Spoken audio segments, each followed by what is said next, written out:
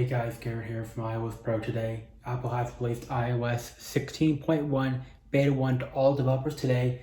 Came in about 5 gigabytes on my iPhone 12 Pro Max. And on my 13 Pro Max I installed it. Build number is 20B5045D right here.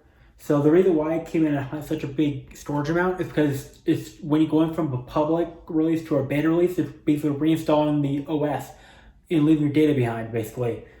And there are a couple of changes I'm going to show you guys today, so let's get started.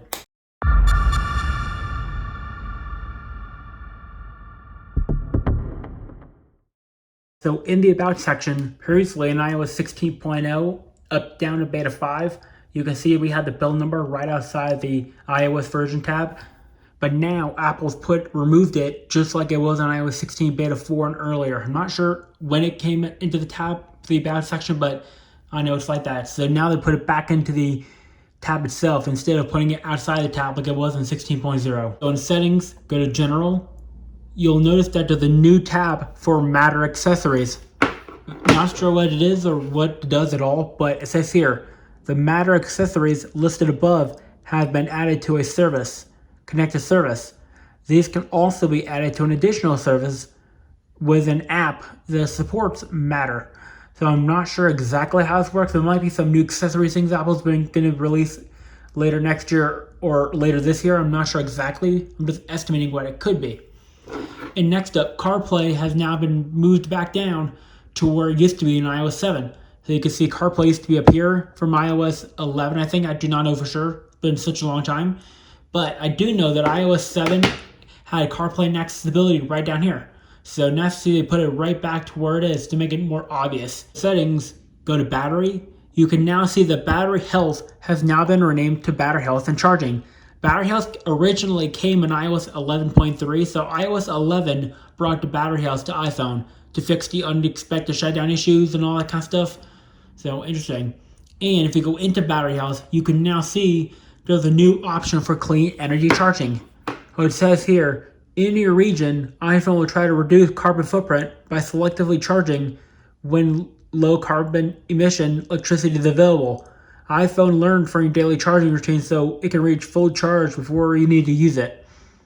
So basically when we hit learn more, it'll tell us exactly what this is. So looks like Apple's not made the page available right now, so it's a new feature coming in 16.1.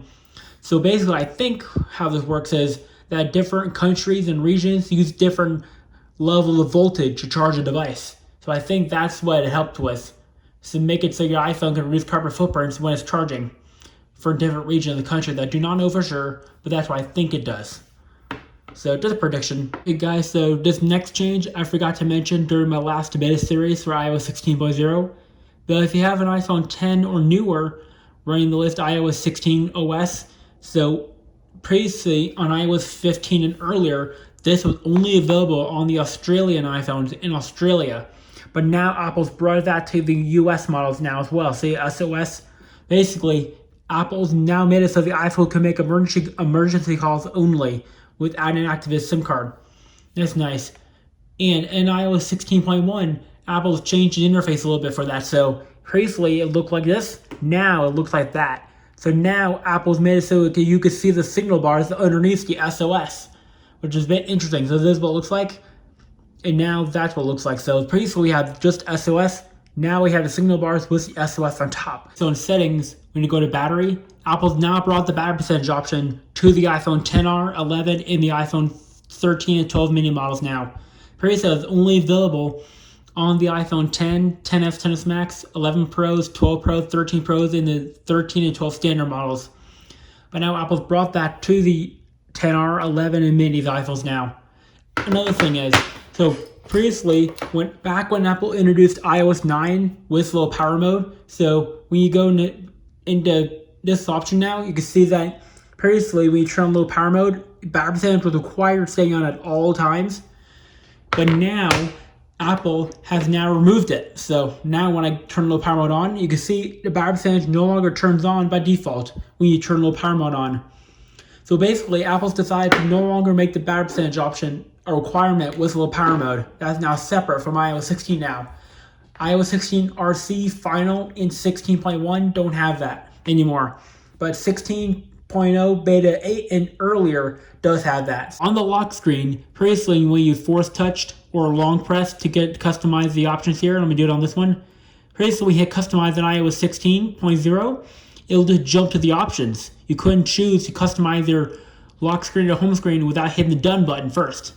But now Apple changes so when you hit customize and now ask you which one to do, lock screen or home screen, which is nice. So previously on iOS 16.0, when you hit done, then you'll get the optional customize home screen like that. Now you get to the options. But now you get to choose right from here. So nice little option. Much easier to change your wallpaper than iOS 16 now. Settings, go to accessibility, go to touch, assistive touch, scroll down, and now you guys will see there's now a learn more button underneath the description of game controllers. Previously in iOS 13 up to now, we didn't have that. So it's a nice new learn more button for iOS 16.1, beta 1. So that's basically everything I found in this new beta today. I may have not found all the changes, but I found 99% of changes so far. So that's basically it for this video. If you liked the video, give the video a thumbs up for my video. Peace out.